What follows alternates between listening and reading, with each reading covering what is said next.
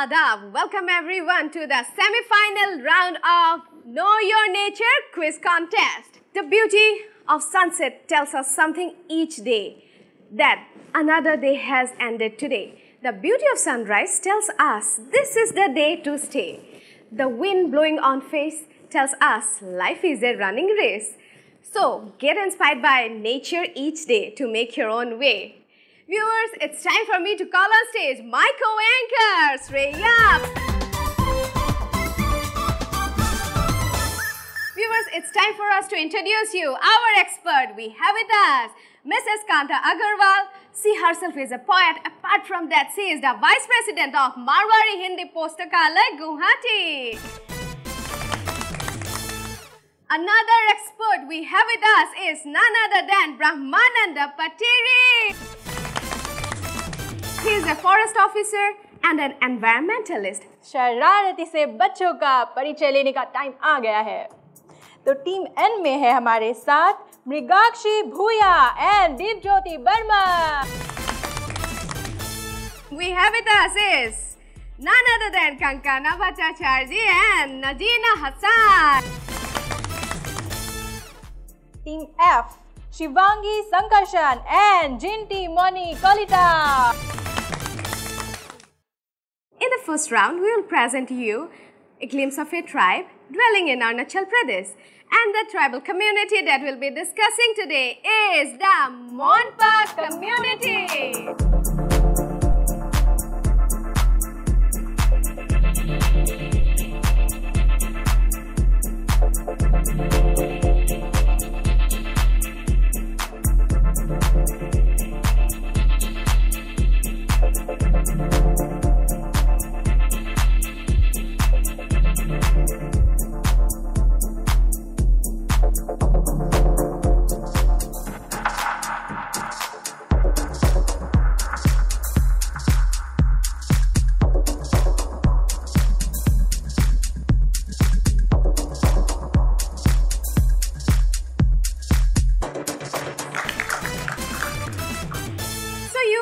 That in our first round, we will be asking you questions based on this community. Here we go with the first team, Team N. Team N के लिए हमारा पहला सवाल, किन देशों में मोनपा निवास करते हैं? Option A India, Bhutan, Myanmar. Option B Myanmar, China, Tibet. Option C Bhutan, Tibet, India. Option C Bhutan, Tibet, India. Correct answer. Asia का सबसे बड़ा मठ का नाम क्या है? ऑप्शन ए थिक्से मठ। ऑप्शन बी तवांग मठ। ऑप्शन सी निंगम्बा मठ। ऑप्शन बी तवांग मठ। Right answer. Next question. Tawang मठ समुद्र पृष्ठ कितनी ऊंचाई पर स्थित है? Option A 10,000 feet. Option B 12,000 feet. Option C 8,500 feet. Option A 10,000 feet. Correct answer. Next, moving on to next team, team C. किसने तवांग मठ का निर्माण किया? Option A Dalai Lama. Option B Jimi Lama. Option C Merak Lama Lodre Gyatso. Option C Merak Lama Lodre Gyatso. Okay, correct answer. कब तक Tawang Tibet का अंग था? Option A 1896। Option B 1900। Option C 1914। Option C 1914। Correct answer. Tibet की आज़ादी कब छीनी गई? Option A 1949। Option B 1945।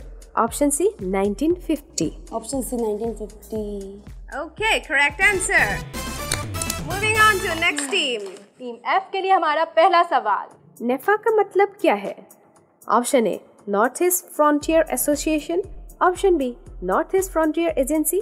Option C north east first agency. Option B north east frontier agency. Correct answer. Monpa painting को क्या कहते हैं? Option A Thaiseng. Option B Thusup. Option C thangka. Option C thangka. Okay, correct answer. एक मोनपा धार्मिक उत्सव का नाम बताओ। Option A Losar. Option B Lai Haraoba. Option C Laiken. Option A Losar. Correct answer. Okay, here we have ended our first round.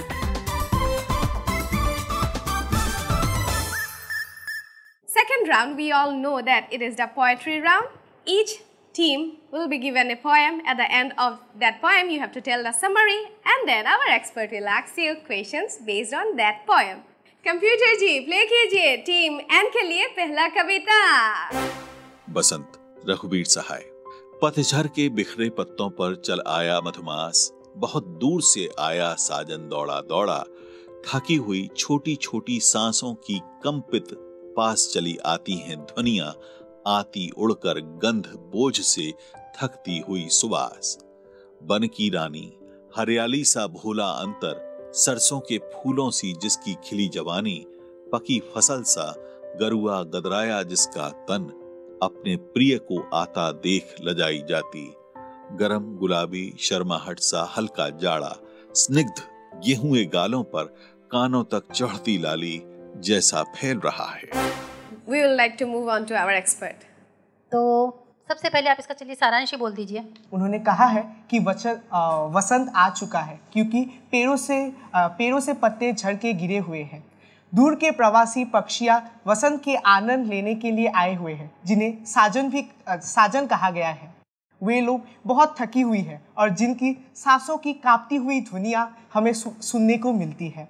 ये पक्षियां कई मील रास्तों को पार करती हुई आती है और कई मुश्किलों का भी सामना करती है, लेकिन अंत में वसंत ऋतु का सुवास मिल ही जाती है। हाँ, चारों ओर हरियाली और जो सरसों के पीले फूल हैं, उन्होंने पूरे माहौल को एक गेरुए रंग से निखार दिया है। और कविता में कवि ने जो वसंत ऋतु का जो काल है उसको ऐसे वर्णन किया है कि लगता है वो एक जवानी भरी सी नायिका हो। धन्यवाद। चलिए, आपने बहुत अच्छा उत्तर दिया। अगली टीम। Next team, team C. Are you ready? Yes. Computer ji play कीजिए टीम सी के लिए अगला कविता। उसकी परछाई, राजेश जोशी। उसकी परछाई दूधिया चांदनी है, एक चिड़िया एकदम आसपास हमारे साथ साथ अपने गीत और अंडे की हिफाजत के लिए लड़ रही है, अपने दाने और तिनके के लिए लड़ रही है बाज से। एक भूरी कत्थई चिड़िया अपने रक्त की उजास में उसकी परछाई एक उफनती नदी है। चलिए, आप इसका सारांश बता दीजिए। जो ये कविता है उनमें ये बताना चाहते हैं कि ये एक सामाजिक अभिप्राय वाली कविता है, जिसमें इन्होंने चिड़िया को लेकर एक पक्षी के जीवन के संघर्ष के बारे में मार्मिक रूप से बताना चाहते हैं। वो यह बताना चाहते हैं कि यह चांदनी रात, यह दूध से उज्जवल वो चांदनी रात में पक्षी की जो परछाई है वो स्पष्ट दिखाई दे रही है। और इसी परछाई में जो वो उन्होंने एक चिड़िया को देखा जो अपने अंडों को इस क्रूर वाली जो संसार है ना उससे बचा रही थी। उससे बचाकर वो दुख भरी गाने भी गा रही थी। वो अपने ममता को प्रकट कर रही थी कि मैं अपने बच्चे को कैसे बचाऊं। तब इस प्रस्तुत कविता में कवि ने यह भी बोला कि बाज जैसे एक क्रूर पक्षी भी है जो अपना हक इन छोटे छोटे चीज़ों पर जमाने की कोशिश करते हैं, वे इनको मार देते हैं। बस यही नहीं, कवि ने ये भी बताने की कोशिश की, तभी एक भूरी और कत्थई रंग की एक चिड़िया आई जो कि पहले से ही लहूलुहान थी, तो और उसका जो व्यवहार था वो एक तेज वेग वाली नदी की तरह थी। वो पूरे दुनिया से लड़ सकती थी। अपने आप का जो वो बदला था वो पूरी दुनिया से वो मतलब लेने की कोशिश करी थी।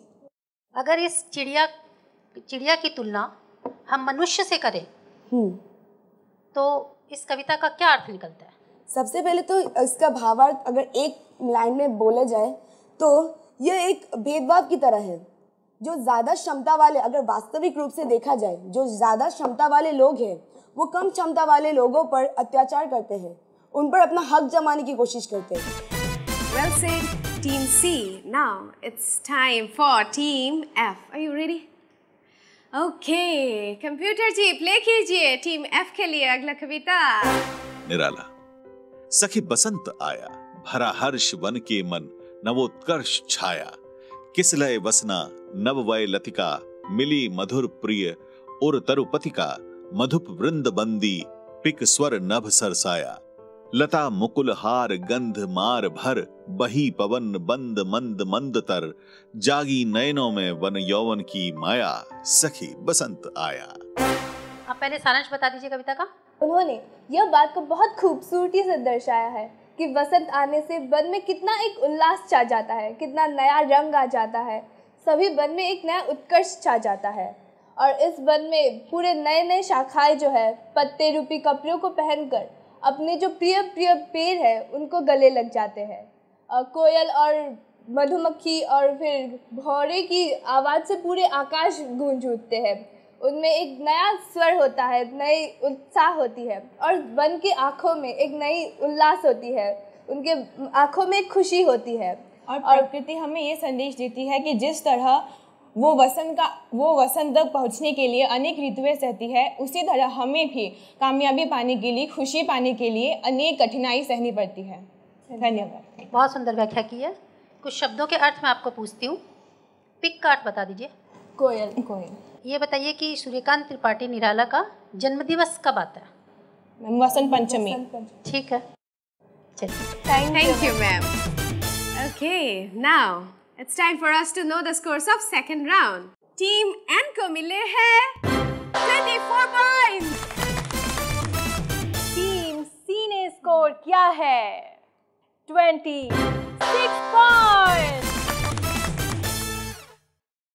टीम F को मिले हैं 24 points. Okay, now you are left with the last but not the least round, that is the third round. तो थर्ड एंड फाइनल राउंड में आप लोगों को 1 से 50 के बीच का कोई भी एक नंबर सिलेक्ट करना है और उस सिलेक्ट किए गए नंबर पर अगर हेवन आता है तो आपको मिलेगी एक बहुत ही special power. And that power is that you will get a chance to select a topic by your own. You can select any topic, okay? But if that number is displayed in the hell side, then that power will be directly transferred to our expert. That means our expert will select a topic for you. Can we start? Yes. Okay. Which number? 29. 29? Okay, computer ji. Team N के लिए play कीजिए with 29. We are moving forward for Team N. Okay, here opens the door. 29. Team N. 3 numbers will be displayed in the heaven side and 1 number in hell. If number 29 is displayed in heaven, then you will get to choose a topic by your own. But if not, then our expert will choose a topic for you. Okay? 3 number अभी haven पर आने वाले हैं। पहला number. If number 29, then you are so lucky. Okay, number 46. Next number is 32. Next is 2. Okay. अब hello पर देखते हैं, कहीं वहाँ तो नहीं? 24. Okay, it was not 29, it was 24. So last option left for you, that 5 cards. Select any one card.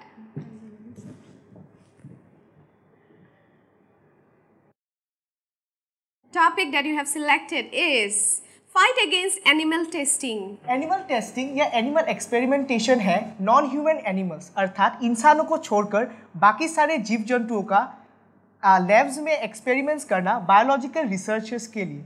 लेकिन इन सब एक्सपेरिमेंट्स में बहुत सारे जीव जंतुओं को इन एक्सपेरिमेंट्स में बहुत दर्द होता है और अधिकतर जीव जंतुओं की मौत भी हो जाती है। और अगर कोई जीव जंतु इन एक्सपेरिमेंट्स के बाद बच भी जाती है, उनके बॉडी में बहुत सारे एबनॉर्मेलिटीज़ रह जाती है। कुछ एनिमल्स जो ज़्यादातर इस एक्सपेरिमेंट्स के लिए यूज़ की जाती है वो है rats and monkeys in pharmaceutical companies, rabbits in makeup industry and frogs and earthworms in biological researches. अगर हम इन एनिमल्स का लगातार यूज़ करते जाएंगे तो इनका पॉपुलेशन कम हो जाएगा, जिसके कारण हमारा इकोसिस्टम भी इफेक्ट होगा और साथ ही में हमारा फूड वेब भी बिगड़ जाएगा। ठीक कहा दीपज्योति। पेटा यानी कि people for the ethical treatment of animals, जो दुनिया का सबसे बड़ा एनिमल राइट्स ऑर्गेनाइजेशन है, उन्होंने भी कहा है कि जो एनिमल टेस्टिंग है वो बहुत गलत है क्योंकि ज़्यादातर जो रिजल्ट्स निकलते हैं वो एक्यूरेट नहीं होते। डॉक्टर रिचर्ड क्लॉसनर जो नेशनल कैंसर इंस्टीट्यूट USA के फॉर्मर डायरेक्टर है, उन्होंने भी कहा है कि कैंसर का जो क्योर है वो तो हमने बहुत सालों पहले से ही चूहों पर काम करते आ रहा है, लेकिन जब बात इंसानों की आती है तब वो फेल हो जाता है। और आजकल वैसे भी साइंटिस्ट ने न्यू फार्मूलाज निकाले हैं जैसे कि इन विट्रो टेक्नोलॉजी, फिर ह्यूमन पेशेंट सिमुलेटर जो नॉन एनिमल रिक्वायर्ड है। इसीलिए अब टाइम आ गया है कि हम इन एनिमल टेस्टिंग को रोकें, क्योंकि ये अच्छी बात नहीं है कि हम इंसानों के मुनाफे के लिए दूसरे एनिमल्स को भोगना पड़े, और ताकि इनका जो पॉपुलेशन है वो अफेक्ट ना हो, और साथ ही साथ हमारे बायोडाइवर्सिटी में बैलेंस एक मेंटेन होता रहे। Thank you. धन्यवाद। Expert? Very nicely spoken. Thank you. Thank you, sir. Okay, moving on to next team. Team C. Okay, what number you want to select? Two. Computer ji, play कीजिए अगले team के लिए, team C के लिए. So if that number 2 is displayed in the heaven side, then again you can lead the third round also, and you can choose a topic by your own. 3 number अभी haven पर आने वाले हैं, दिल थाम के बैठिए। Okay, first 3 numbers which will be displayed in the heaven side is number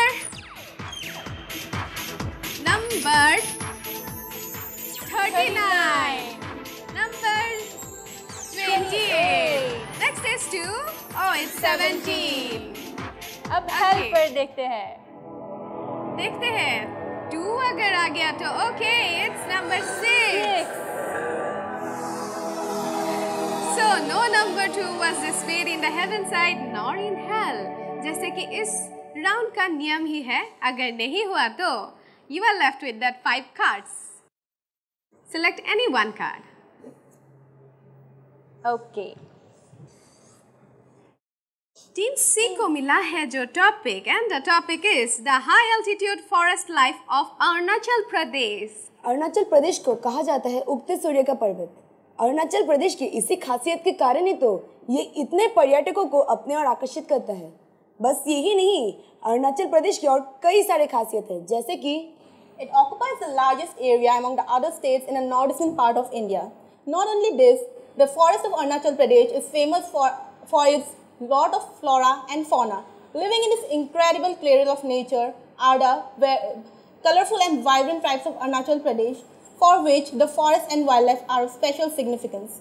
Not only this, there are various tribes living in the state of Arunachal Pradesh, namely Nishi, Khasi, Galo, Khamti, Khamyang, etc. Jung cultivation is the main source of living in the forest of Arunachal Pradesh. In Arunachal Pradesh, there are 2 national parks, namely Namdapha National Park and Moling National Park. Actually, little bit deviated from the main topic. Actually, this is a high altitude forest life of Arunachal Pradesh. Actually, there is a high altitude, what is called? There is the Himalayan, there is a high altitude forest ranges are there, right from temperate, from tropical evergreen, then temperate, so broadly evergreen forest, alpine, grassland. Then it comes from the coniferous forest, then it will be come to the alpine montane forest, then it will be a tundra forest. Tundra is come in the 5,000 meters. Thank you. Thank you, sir. Next, moving on to next team, Team F. Number 10. Okay. Computer ji play कीजिए Team F के लिए.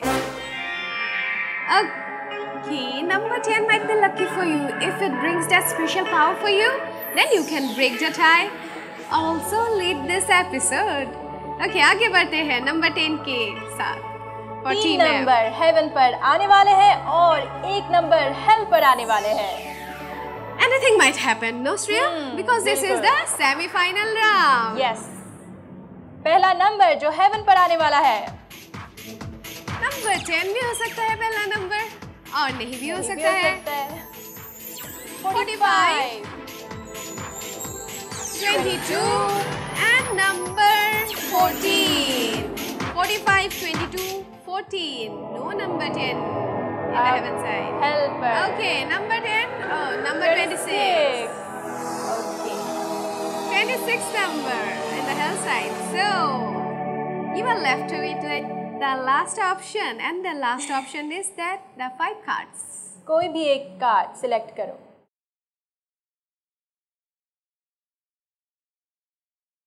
Team F have selected the topic, and the topic is intensive farming and its effect on environment. ये farming का एक ऐसा तरीका है जिसमें लैंड और लेबर को ज़्यादा यूज़ करके प्रोडक्शन को बढ़ाया जाता है, using pesticides, weedicides and fungicides, and also poultry का प्रोडक्शन भी बढ़ाया जाता है यूजिंग विटामिन्स एंड मिनरल्स.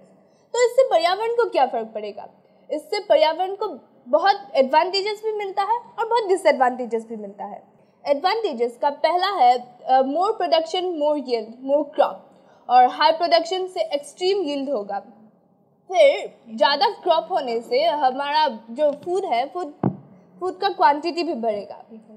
फिर और afforestation is the main advantages of intensive farming. लेकिन इसके डिसएडवांटेजेस को देखें तो ये भी बहुत है। तो डिसएडवांटेजेस में पहला है, इससे ग्रास कवर है वो डिप्लीट हो रहा है। हम लोग बड़े पेड़ को उगा रहे हैं तो ग्रास कवर जो है वो ख़त्म हो रहा है। इससे हम लोग जो फार्मिंग कर रहे हैं, इससे नेचुरल हैबिटेट्स, जो पशु पक्षियों का नेचुरल हैबिटेट्स है वो भी कम होते जा रहे हैं। और है हमारे जो वीडिसाइड्स जो यूज़ कर रहे हैं उससे एयर पोल्यूशन भी बढ़ते जा रहे हैं। और फिर excessive fertilisers are leading to the pollution of the ground water. So, in order to protect our environment, we should switch to more eco-friendlier methods like intercropping and mixed cropping. Thank you. Thank you, sir. So, बच्चों, it's time for us to know the scores of third round. Team N को मिले हैं third round में 26 points, along with that, with a total of 60 points. Next team C को मिले हैं third round में 21 points with a total of 57 points. Next team F को मिले हैं थर्ड राउंड में 24 points with a total of 58 points. Viewers will be right back with new ideas, new question and answers in our next episode. So, तब तक के लिए आप सभी का बहुत बहुत आभार, बहुत बहुत धन्यवाद। फिर मिलेंगे अगली कड़ी में, तब तक के लिए अलविदा।